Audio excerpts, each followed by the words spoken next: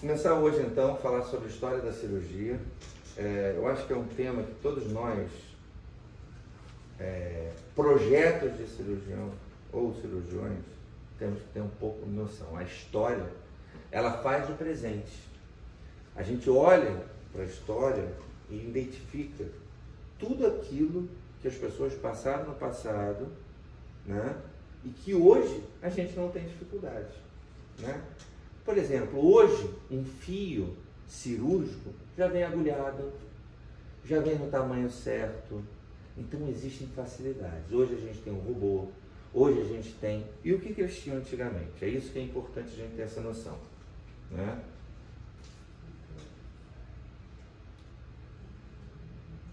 Então a importância do estudo e da compreensão da história da cirurgia é de vital importância para o nosso curso.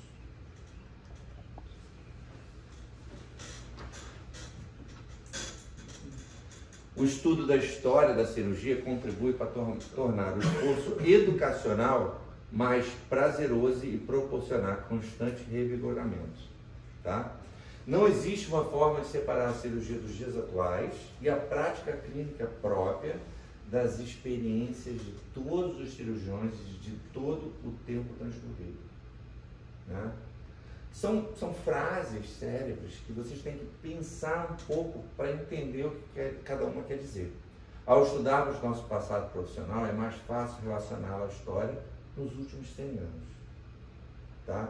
Porque toda cirurgia, até 100 anos atrás, significa até 1800 ou 1920, melhor dizendo, todo esse passado foi um grande problema. Problema por quê? A gente começa na pré-história, né? Sabe que a cirurgia era praticada na pré-história através de procedimentos de trepanação.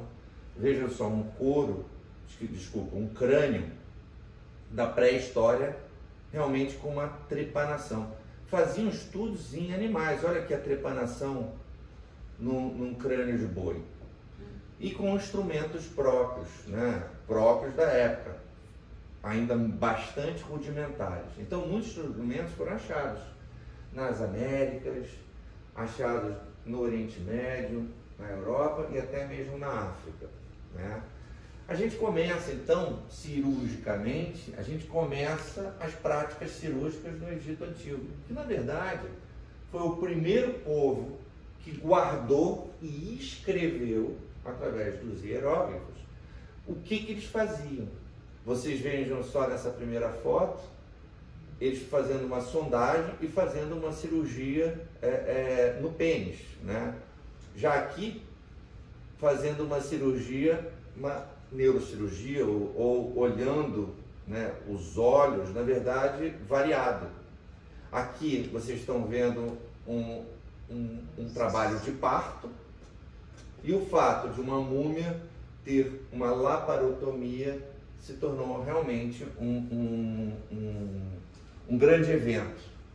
Eles dominavam a urologia, a ginecologia, a neurocirurgia e oftalmo, e alguns casos de laparotomias foram realizados.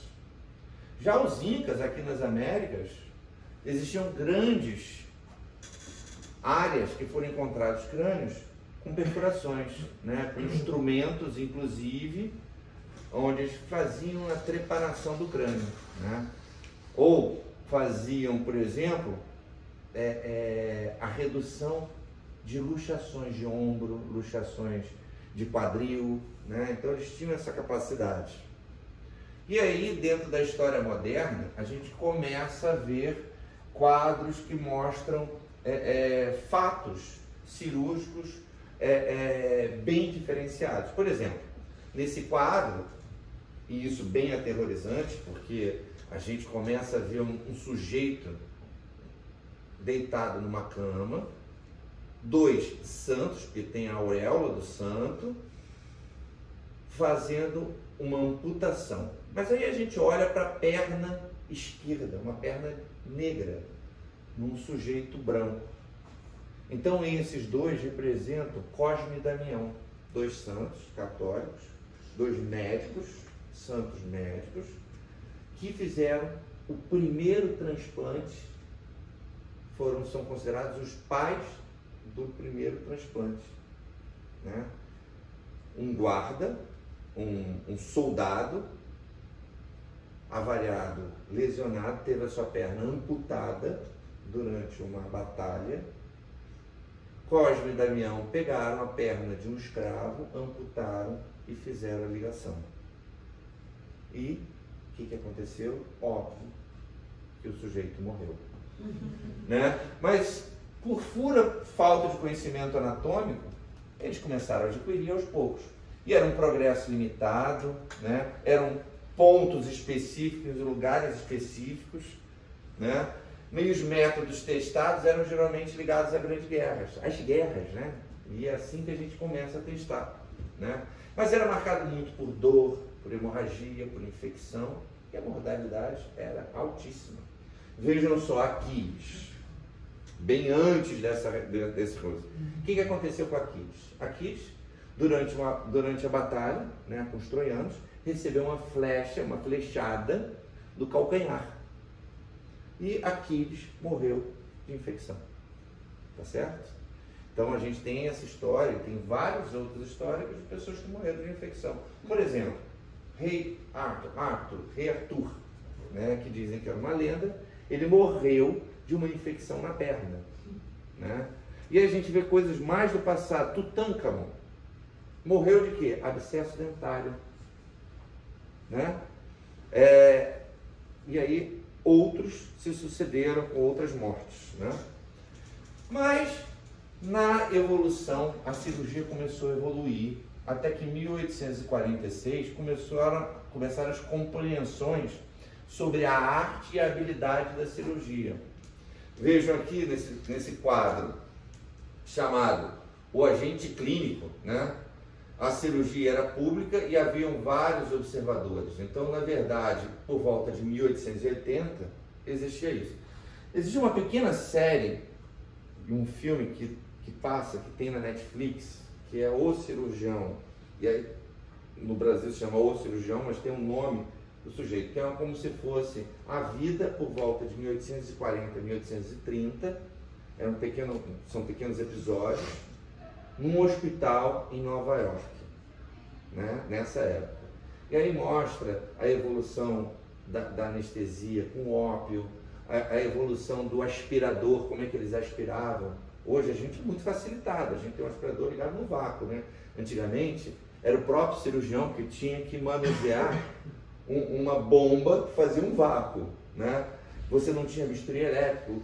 Ele mostra que a primeira vez que ele vai tentar ligar o bisturi elétrico, queima o hospital inteiro, né? Então, era uma época realmente mais complicada, mais evoluída que essa, mas ainda bastante complicada, né? Então, ainda existia, já começava a se pensar na compreensão sobre asepsia, sobre concepção de sepsia, que foi um grande marco, né? Lister, que foi essa pessoa, transformou o centro cirúrgico, né? E aí a gente vê que nessa evolução da cirurgia da era pré-moderna, o conhecimento da anatomia, existiam 4 axiomas, quase 4 pontos importantes. O conhecimento da anatomia humana já existia, o método de controle de hemorragias, o torniquete, por exemplo, era um, e a gente vê que esse método ainda era por tração, por ligaduras, né? Você tinha, por exemplo, um sujeito ferido, você já começava a armar um torniquete para tentar ligar vaso por vaso. Lembrando que a primeira ligadura de hemorroida foi feita em quem? Foi feita em Luís XVI. Ele tinha uma hemorroida, o cirurgião foi lá e fez a ligadura com crina, com fio da crina de cavalo. Né? Você sabe o que é crina de cavalo? Cabelo de cavalo aqui? Era aquele fio enorme, o cirurgião foi lá e fez a ligadura. E ele ficou bem e não teve nenhum problema, tá certo? E aí começaram a surgir os fios cirúrgicos da crina de cavalo, né? Evoluindo em si para o fio, por exemplo, do cat's gut, intestino, também ou bexiga, do gato. Então os gatos começaram a sumir para fazer o cat's gut, entendeu? Então, são evoluções que a gente começa a ver dentro da medicina. Aí, anestesia para permitir dor sem procedimento sem dor. Lembrando sempre que a anestesia surgiu com os dentistas, com gás hilariante. Inicialmente, eles colocavam gás hilariante, né? E aí faziam um pouco de anestesia, depois passou então para o éter e para o clorofórmio, através de uma máscara chamada máscara de Obredane.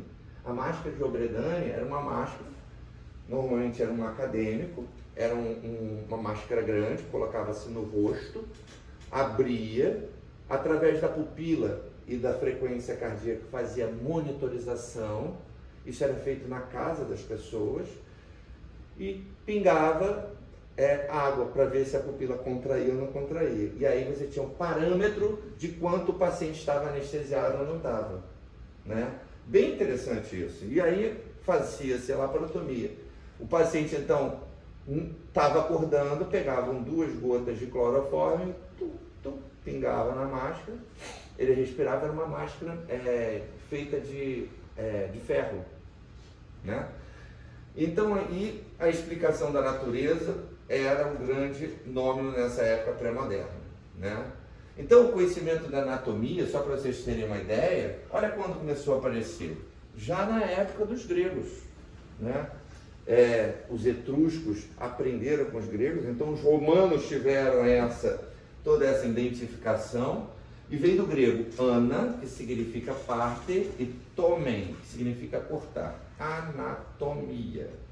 E mia, estudo da parte cortada, né? Então o conhecimento de anatomia basicamente surgiu com Andrea Vesalius, em 1514, né? Realizou o tratado Omni Corporis Fabrica Libre Septem em 1543. E esse aqui foi a capa do livro dele. Corrigiu erros nos ensinamentos divulgados por 13 séculos anteriores, e a anatomia podia ser aprendida apenas para estudos de estruturas reveladas pela dissecção humana. Nessa época, a dissecção humana era feita, e um pouco depois começou a entrar numa era de obscuridade, aonde a própria Igreja Católica impedia a realização de novas dissecções, né? E aí a gente voltando aqui, 1630, o pai da anatomia, né? E aqui tem um quadro de Rembrandt, né? Mostrando o estudo da anatomia, né? Então Vesalius foi considerado então o pai da anatomia. Esse quadro de Rembrandt, eu vi esse quadro na Holanda, um quadro bem interessante, o sujeito dissecando e mostrando aos alunos holandeses típicos, né, principalmente por conta da arandela ao redor do pescoço, que é típico da Holanda do século medieval. Vocês veem a dissecção do corpo, né? E aí você vê que um dos principais cirurgiões veio da onde? Quem é o pai da cirurgia? Chamado Ambroise Paré, em francês. Ambroise Paré era um barbeiro, né? Cortava cabelo, né? E por ter a habilidade de cortar o cabelo, se tornou o pai da cirurgia, porque tinha a habilidade da tesoura e da navalha, né? Então era um cirurgião militar em tempos de guerra e era um cortador de cabelo em tempos de paz, né? Cauterizava as feridas com um emoliente menos irritante, que era a gema de ovo. Ele pegava, fazia um tratado de gema de ovo, estava sangrando, ele pegava a gema de ovo e besuntava no local e parava de sangrar, né? Também tinha a teribitina, né? Ficando famoso com isso, porque a teribitina você ia, colocava em cima do lugar que estava sangrando, o vaso fechava e parava. Mas só que a teribitina é uma medicação que não deixa de ser um quimioterápico, tá? E que traz outros malefícios ao paciente. Então, Ambroise Paré, ao realizar uma amputação, seria bem eficaz ligar os vasos sanguíneos individualmente do que fazer a ligadura em massa ou com óleo quente, que era outra forma, né? Ele, por exemplo, ele abria a barriga, passava a gema de ouro ao redor, né? O que estivesse sangrando, ele começou a técnica de pinçar e ligar. Então ele ligava vaso por vaso. Antigamente, como é que fazia? Estava sangrando, abria, segurava um do lado do outro, pegava um pouco de óleo quente e fuxicava em cima. Quando, não obstante, pegava um pedaço da faca, esquentava e cauterizava em massa. Tá? E aí muitas pessoas morriam, não da cirurgia, mas morriam da dor que era causada da cirurgia. Então, dor, entre aspas, mata. Né?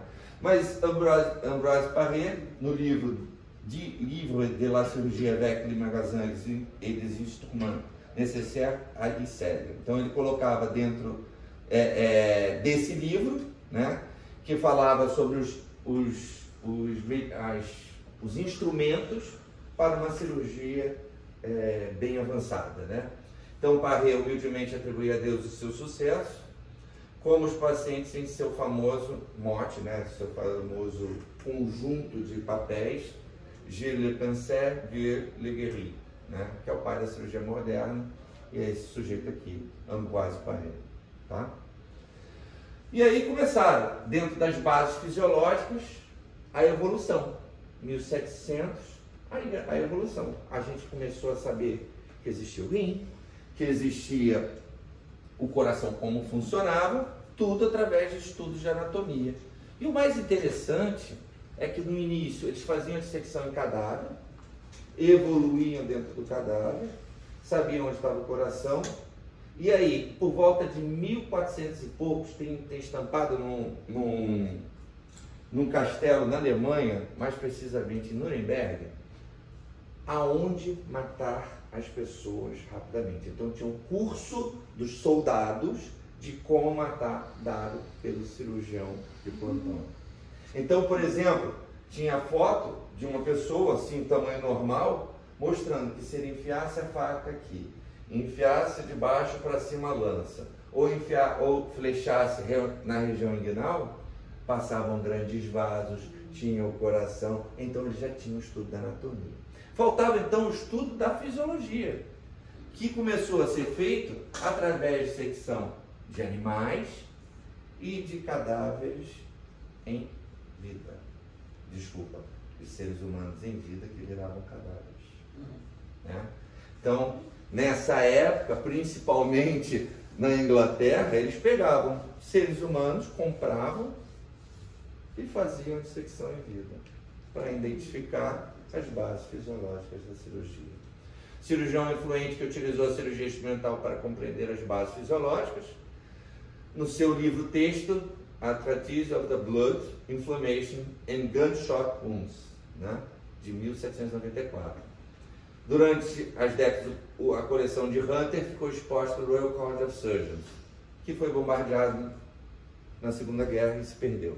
Tá? Tá aqui um exemplo, as pessoas ainda vivas, né, pagavam para, por exemplo, no caso aqui, tirar o apêndice. Né? E a anestesia foi aquilo que eu falei para vocês. Começou com a anestesia, com os dentistas, porque era muito doloroso. Você tinha dentes podres, então era o tempo todo as pessoas tirando com buticão. Né? Então, na era pré-anestésica, o que mais se preocupava o cirurgião é a velocidade. Porque quanto mais rápido você tirava o dente, quanto mais rápido você amputava, menos chance do doente ter trauma e menos chance dele morrer daquilo. Aquele cirurgião que, por exemplo, para fazer uma amputação demorasse 2 horas, o doente morria. O fato era que naquela época, vamos fazer o mais rápido para o doente sobreviver. E o bom era o cirurgião que era rápido. Então os pacientes, muitos recusavam e retardavam os procedimentos diante do horror pessoal do experimentador, de experimentar o bisturi. Né? Está aqui o caso de um sujeito que foi pego, provavelmente uma amputação que ia fazer. O cara estava querendo vazar, né?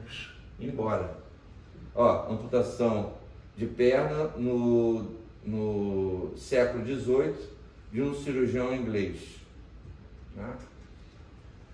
Pois bem, em 1830 chegou o cloroforme, aquela máscara de obredane que eu falei para vocês, éter e óxido nitroso, que era o gás hilariantes, né?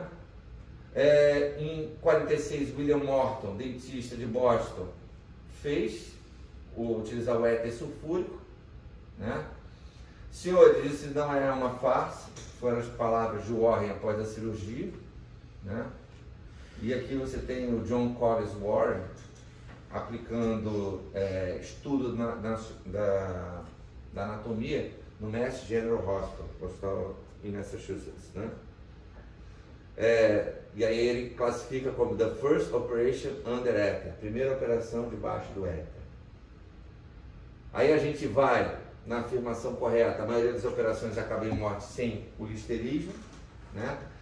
Joseph Lister, em 1827, na verdade um pouco depois, mas ele foi de 1827 a 12, ele incluiu antisepsia sistemática, né?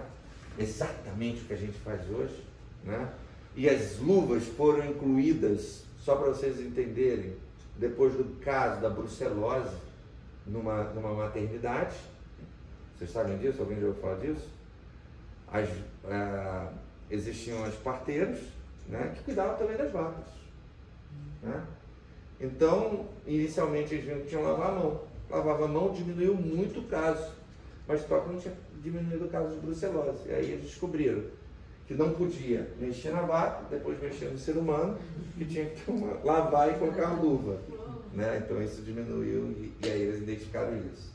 Nem todos concordavam inicialmente com Lister, a evolução natural, com os cirurgiões de língua germânica que passaram a autoclavar e utilizar luvas, capotes e gorros com isso, tá? O raio-x surgiu bastante tempo depois, com o Röntgen, né? Ele foi eu fui no lugar dele, né? Ele nasceu em Estrasburgo. Eu já fui a Estrasburgo e dentro do Hospital Civil, que é um hospital grande, é o único hospital grande de Estrasburgo, tem uma área dedicada a eles, né? Como eles fizeram o primeiro raio-x, e está aqui, foi realmente uma arte bem interessante. Ele chegou ao funcionamento dos raios que passavam por estruturas, e aí através da passagem de estruturas ele conseguia identificar a anatomia óssea, né?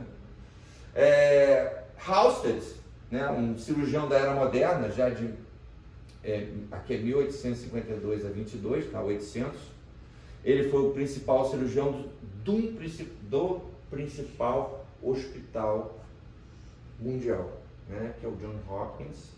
Vocês já ouviram falar. John Hopkins é um dos maiores hospitais do mundo, né? E foi lá que Halsted, que tem uma pinça em seu nome, tem técnicas em seu nome, técnicas de gastrectomia, técnicas e mais técnicas, né? Ele levou a cirurgia ao tom científico em centros cirúrgicos estéreis e modernos, né? Introduziu a nova cirurgia aliada a conceitos anatômicos, fisiológicos e patológicos, empregando experimentos animais, tornando o desenvolvimento de procedimentos operatórios sofisticados. Ele desenvolveu como deveria ser uma mesa cirúrgica, o que a gente deveria colocar para a gente fazer a cirurgia do paciente, tá?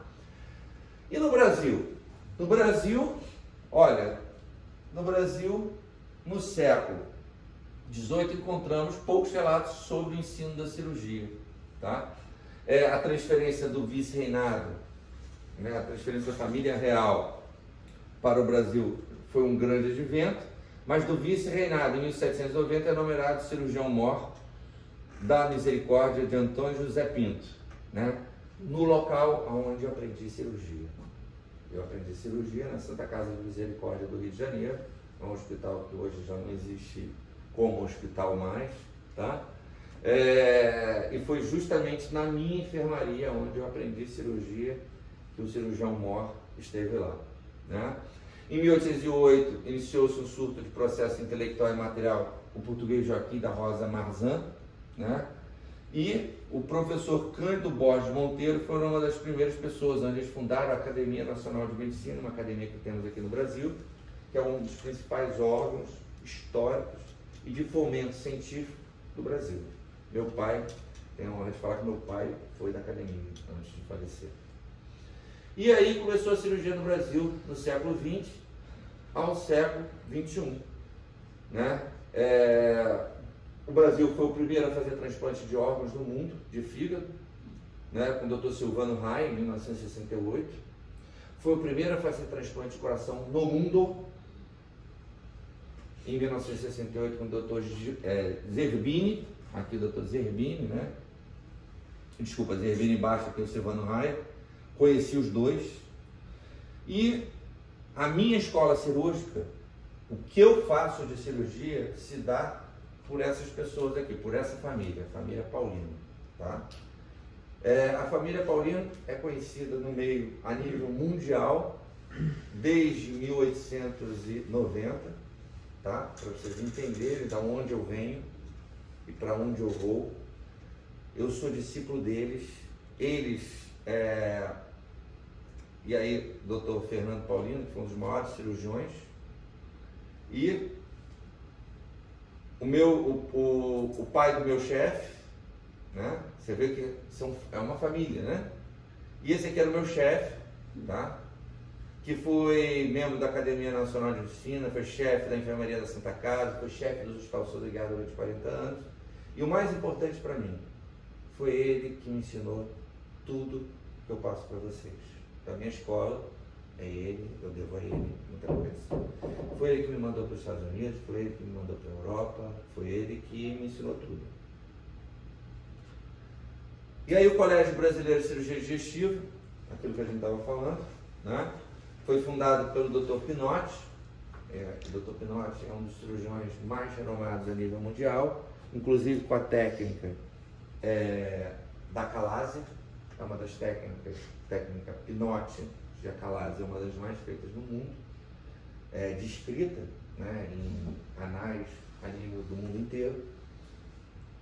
E foi ele que fundou o Colégio Brasileiro de Cirurgia, no qual eu faço parte, né? E era isso que eu tinha para falar para vocês da história da cirurgia, né?